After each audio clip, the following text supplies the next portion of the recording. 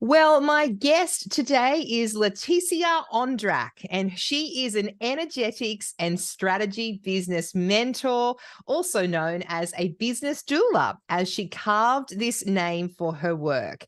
She is a founder and CEO of Essential Shift Consulting Proprietary Limited.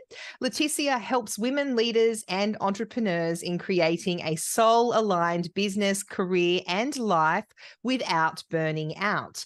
Now, she believes that what you think in your head and mind, what you feel and are passionate about in your heart and soul, and what you are creating with your hand and will are deeply connected. Hence the logo of her business, Essential Shift, with the three circles which represent these three elements.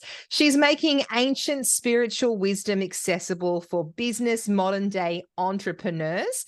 And Laetitia has a solid grounding in mindfulness, started meditation as a 5-year-old, for example, and spirituality, a lineage of healers, along with an authentic, say it as it is approach and impressive business savvy and strategic background. She incorporates her 15 plus years in business and leadership to guide women to create soul and business alchemy. Her passion is to bring a sense of the sacred and intentionality to everyday life. Laetitia is a mother of two girls and lives in Cronulla Beach, and she's attempting to practice what she teaches coaches and mentors, and that is creating a life that is aligned and sustainable. Laetitia, welcome to Pitch Perfect. Thank you for having me, Jamie. What an intro. I've never had anyone like you on my podcast, actually. And what you do is absolutely incredible. I guess I just want to start off. I've got so many questions to ask you, but how did you get into this? Because, I mean, burnout is a real thing. And I know I have fallen victim to burnout in the last couple of years, and I'm very susceptible to that because I'll just keep going and going and going. How did you kind of get into that world and really forming a soul aligned business? Thank you for asking this question. So for me, it's been, a journey of trial and error. So I didn't wake up one morning. I was like, oh my gosh, it's going to be Essential Shift Consulting and it's going to be helping this and this and that. What you've read today, what we're sharing today is about 15 years in the making, basically. It's really through creating other businesses before. So I created 3 other businesses before this one, which were all beautiful lessons through the failures that I experienced with them. So it was really trial and error. And my own burnout happened in 2014. And it's through this burnout that I really, through this moment of darkness, of really falling down, that I kind of gathered all the pieces of myself and what was really unique about me. So this is when I really reconnected with my own lineage, my knowledge as a healer, my practices, my spiritual practices, my connection with the season, with the moon, and weaving that with deep strategy knowledge through being a strategy consultant and all of that. So it's really about trial and error. So I just want anyone who is listening to this and maybe like, oh my gosh, she knows her shit. Yes, I do. But it took me time to find what was my craft, what is my craft and what I'm really amazing at. So inviting any listener to know that actually I stumbled upon doing this work. I knew I wanted to be an entrepreneur. I come from a farmer background, and I really believe that as entrepreneur, we are farmers. We are connected to the cycle of season. We are connected to ourselves and the soils that we create our business upon.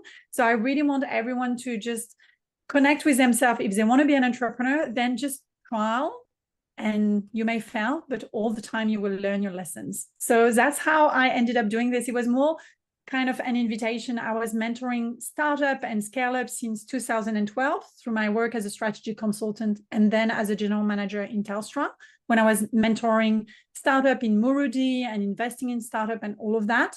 And after a while, everyone was coming to me being like, oh my gosh, your way of helping us design our strategy is really different to other people, because I start with the person that I'm helping design the strategy rather than the other way around.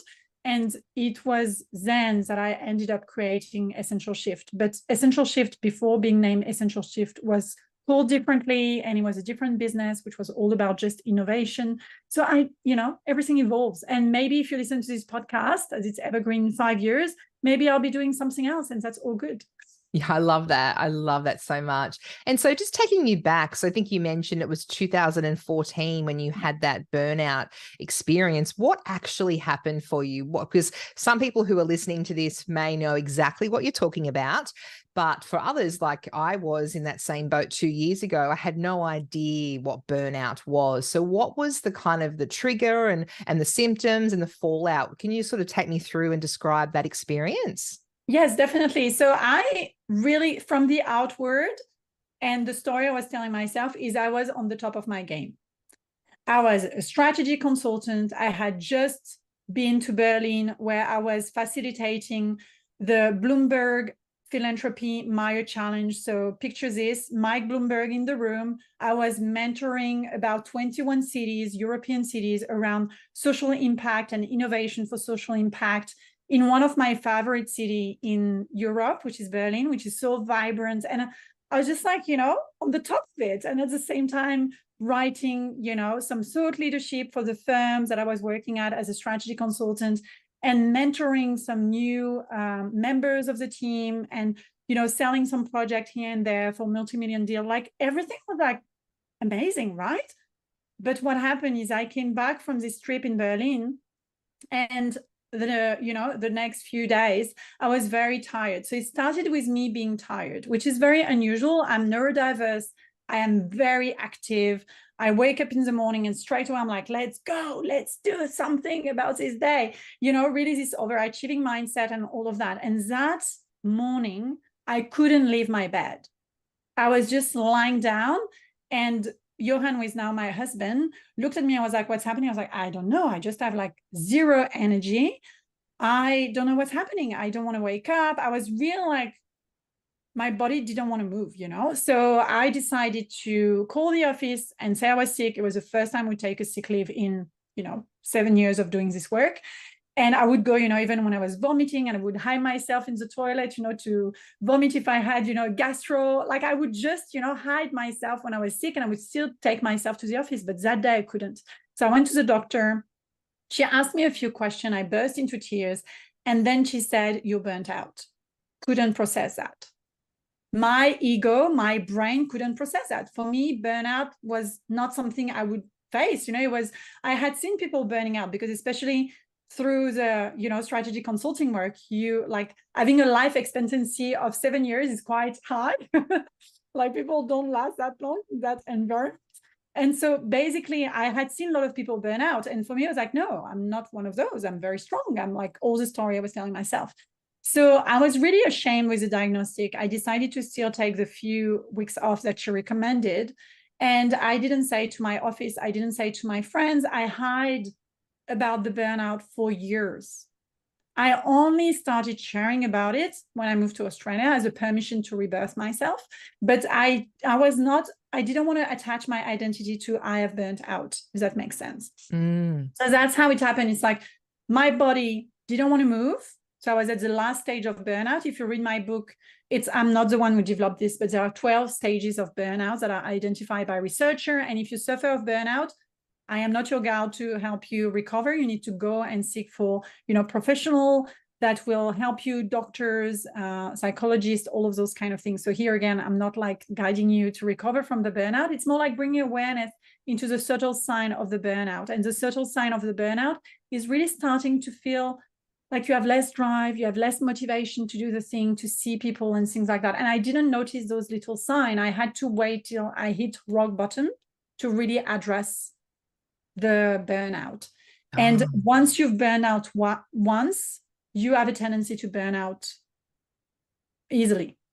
So that's where I really hold myself accountable, and I help my clients to do the same thing in terms of making sure you're not burning out again. Yeah, that's so interesting, because I would have thought if you have burnt out once, you should be more aware of the warning signs next time round. So it doesn't work that way. So in terms of research, what they noticed, it's actually someone who burnt out once is more likely to burn out again, because you're suffering from adrenal fatigue. So you've like burnt yourself So you have less resistance and you may burn out more easily. So definitely developing self-awareness and being really aware and looking for the subtle sign, because you will move from the, stage 1 with a subtle sign quicker to stage 12 if you've burnt out once. Interesting. I never really thought this was a thing, but it was this year actually after my launch. It was my third launch. It was in June this year. So only 2 months ago. It was probably about 3 months ago. It was the first week of June. After my launch, I literally couldn't get out of bed. People were saying to me, "We haven't seen you on Instagram." I think it was 10 days, or maybe I went 2 weeks or something without even doing an Instagram story, because I just could not. I didn't have any motivation to even just show up to do an Instagram story, because I just put so much into this 8-day campaign launch of really concentrated marketing. So is this something which you can help women with? Is this what you do, bread and butter, helping women in particular to avoid burning out?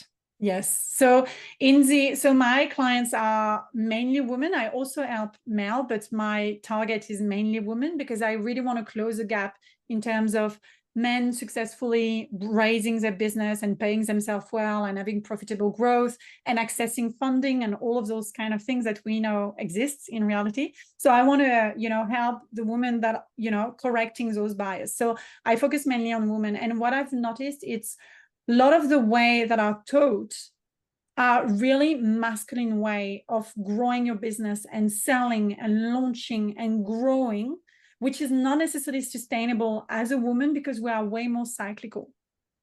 We have the cycle of the season in life that affect us. If we are mother, if we are premenopausal, menopausal, we have the cycle of the moon affecting us and the cycle of our bleed, our flow.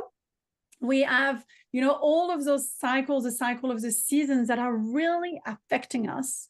And that's where I really help my clients to grow a business sustainably by really honoring their own energy. So we start with the self-awareness. What's your energy? How can you honor your own energy based on your dosha, which is an ancient spiritual practice from India, which is really the science of life, we call it in India. And I was trained as an Ayurveda practitioner about 17 years ago when I lived in India. So it's really bringing this knowledge of self so that you run your business in alignment with yourself and not with someone else's recipe for you to launch, to sell, to so on and so forth. So sometimes, a launch can be great depending on your type of energy. If you're a Pitta person, go and launch for 3 days. Put the whole fire there and go all in. If you're more a Kapha person, then maybe you need like 3-4 weeks to launch, and you launch more slowly, consistently. It's like everyone will find, and this you'll discover it as you go along with your business. But yeah, I really help a lot of my clients come to me, like my ideal clients. They come to me, they're like, I've been in business 3, 7, 10 years. I've grown into, this multiple 6-figure, 7-figure, and how do I grow to the next stage? Because right now I'm like hangover, burnt out, lost my mojo, lost my spark. I don't even know how to grow it to the next level, because I can't sustain this. And so do you find most people come to you after they've been burnt out, or I can imagine, because people don't think it's ever going to affect them, do they, until it happens? So I would say it's very interesting, because I have some clients who come on recommendation of someone else who is like, okay, she's going to help you not burning out as you grow your business. So I have clients coming in the more early days. And so then we are setting up the right foundation for them to never burn out. But I would say 60-70% of my clients, I need to run the data to make sure I'm giving you a right number. I was a general manager in data insights and commercialization in Telstra. So I love data as well as intuition, just for you to know. So I want the data to be right. But if I run the numbers, maybe we'll land around 60-70% of the women that comes to me have already suffered from a small to hard burnout. Yeah, right. I see. And of course, this is not, I don't know if it's probably the majority of what you do, because when you look at your website, and we'll talk about your book in a moment, actually, which is very exciting. But when you look at your LinkedIn profile, and, I did a fair bit of research about you before you came on today, and I'm so stoked you're here. And I know I've been trying to get you onto the show for months now, but one of the things that you really specialize in, and it seems to be a big focus for you, is increasing your clients' revenue streams. And you've got some incredible results. I mean, you've even on your LinkedIn profile, you're talking about how you helped a client create a brand new monthly recurring revenue stream of $30K after only a few hours of working with you. Another client, I think, unlocked a revenue stream and made $25,000 in 24 hours. Yes. How do you do this? Is it really a mindfulness thing, or is it business strategy, or is it all of the above? It's a mix of two. So what I love to say is I play in between innovation strategy and intuition and spirituality. I am this bridge between both of those worlds, which today are very disconnected. But if you go back to ancient practices of doing business, you know, the ancient merchants, the ancient farmer, they were really connecting both elements. So I used to be a strategy and innovation consultant for a big firm, which was called Dublin Monitor in the US. And in Telstra, I was there just to develop new growth, new revenue stream, because we know telecommunication is not going to be the next wave of big growth and revenue. So Telstra, if you have any listener who are overseas, it's like Verizon in the US, it's like Orange in France, it's like Vodafone in the UK. So this is like a big telecommunication company. And I was hired by them to really develop new growth and new revenue stream. So this is like something that my creative brain love to see in people. When I look at someone's business and I work with them on their energy and their intuition, then quickly we unlock something that was a gold mine. You know, like the story of the digger, you know, they were digging close to the gold, but then they gave up. And I'm like helping them dig the last few, you know, knock, and then boom, we found this gold, which was there and has always been there. So I just come and I, you know, brings the light on their, you know, blind spots, because when you're a CEO in your business, you always have blind spots. And I do too. And my husband, who has the same background, is a former strategy consultant. My favorite thing to do is sitting down with him when the girls are sleeping, having a red wine, and for both of us to be like, what is my blind spot?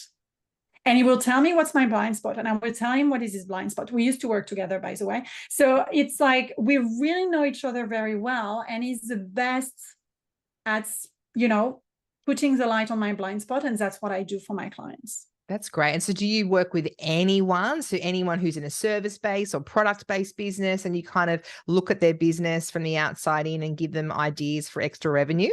Yes. I don't care what your business is.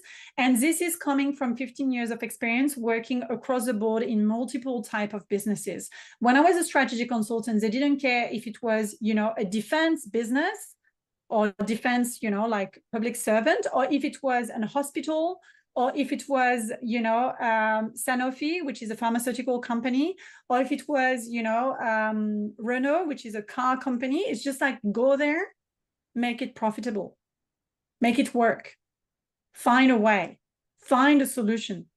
And that's exactly what I do now with my clients. Like I come from the outside and I bring awareness for them to see those blind spots and to unlock those potential for them. So that's why, you know, I have success story, and they came on my podcast of, you know, a business which may create from 0, 6 million in 18 months. How the fuck did that happen? Just because I have those 15 years of experience of seeing the gold hidden. Wow, that's a real skill. I think that's very, very exciting. I want a piece of that. I mean, a lot of people who are in my world, I mean, I've got people from health coaches, course creators, but a lot of people who listen to this podcast are online course creators. And I know that you work with a lot of course creators yourself. And so is it simply a matter of, I'm an online business owner, here's an extra source of online revenue that I could be looking at? Or is it basically, it could be anything. I could be thinking, oh, maybe I should be seeing more clients in person, or how is it not a one size fits all, I can imagine? No way. No. Course creators, it's great if they can, you know, sell and create and birth. That's why I love to call myself a business doula, because I help them birth this thing. It can be a course, but often it's actually outside of the box thinking that will create for you the most profitable revenue stream. And maybe it is, and you're specialized in this, developing a speaker revenue stream. Or maybe it is, holding a very premium retreat. Or maybe it is developing actually a software that support your clients through their, customer journey and what is their next pain point.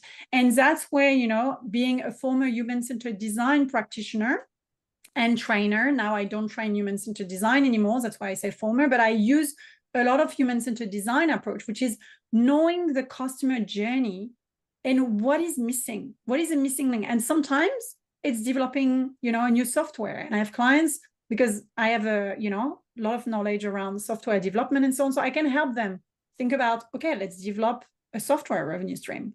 Or if it's a speaker opportunity, okay, so let's think about that and then go and work with Jamie. She will help you, be on stage and promote that. But it's like looking at what you have, really the goal. Like what I was doing in Telstra was looking at the untapped assets that Telstra was having to create multi-million billion new revenue stream. So I'm not scared about big numbers. I love big numbers actually. So and I love small numbers too. Sometimes it may be, okay, I'm just gonna host, a workshop in person and develop this, or maybe I will, impact the whole community and create a group of people developing, birthing a cooperation and a partnership. I am not limiting to one, because what I love actually, and this is my neurodiverse brain, it's diversity.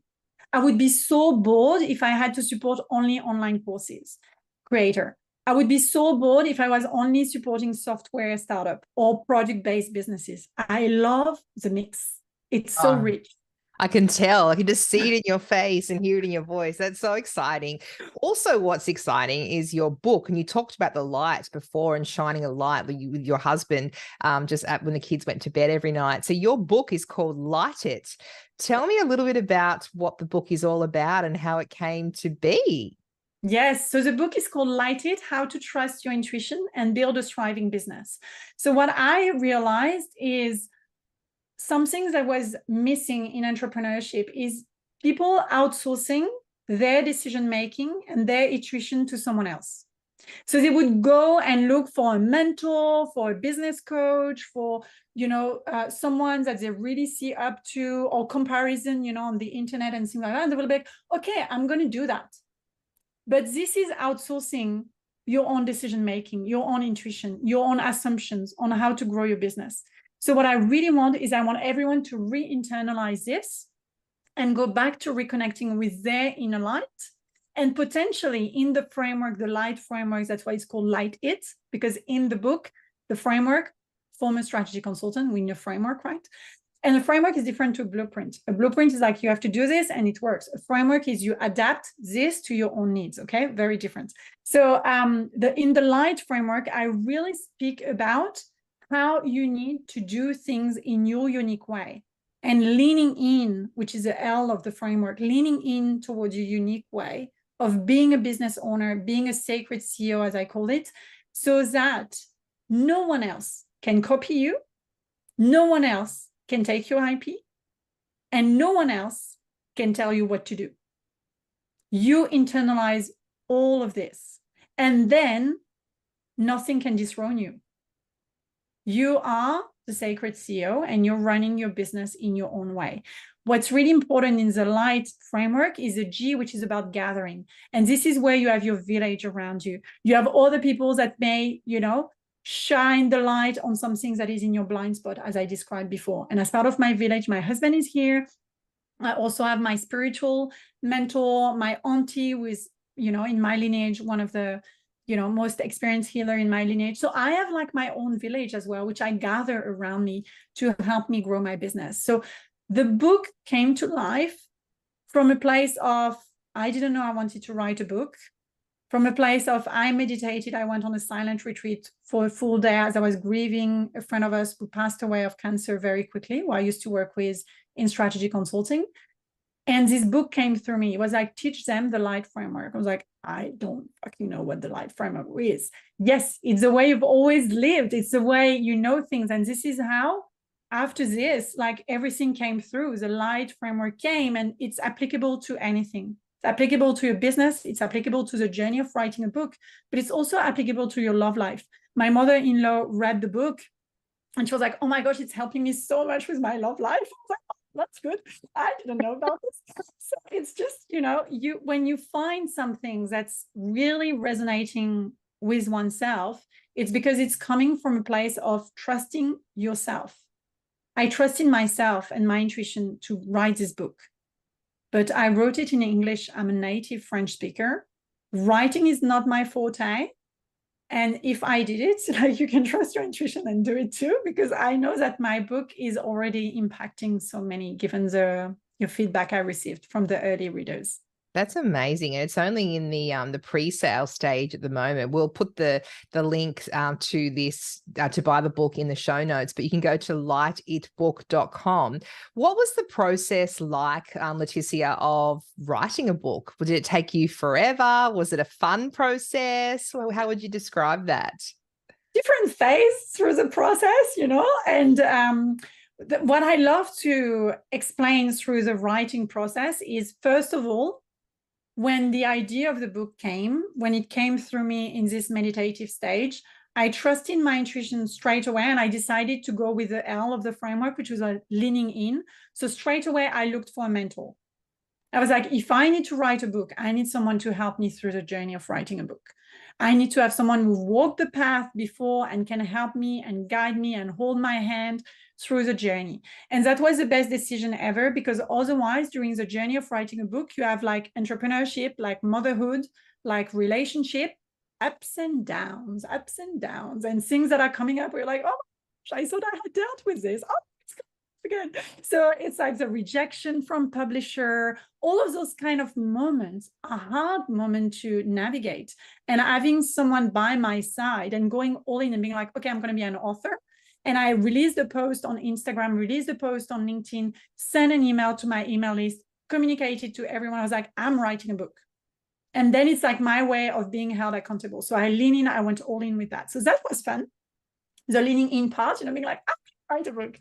But then coming up with the mapping of the book and then starting writing it was, kind of it's not the hardest part, because the hardest part was the feedback from my book mentor. But the first, getting pen on paper and starting writing was kind of challenging to me, because I wanted it to be perfect.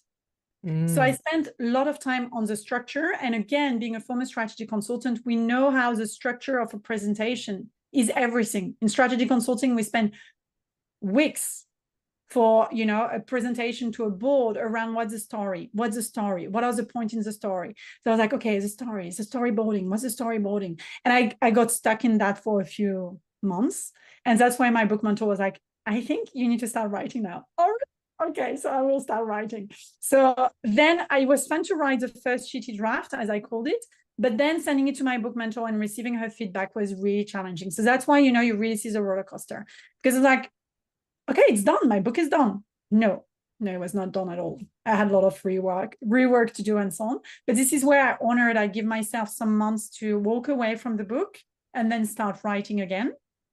And so, so it was, there is a part which were very fun, part which were very challenging.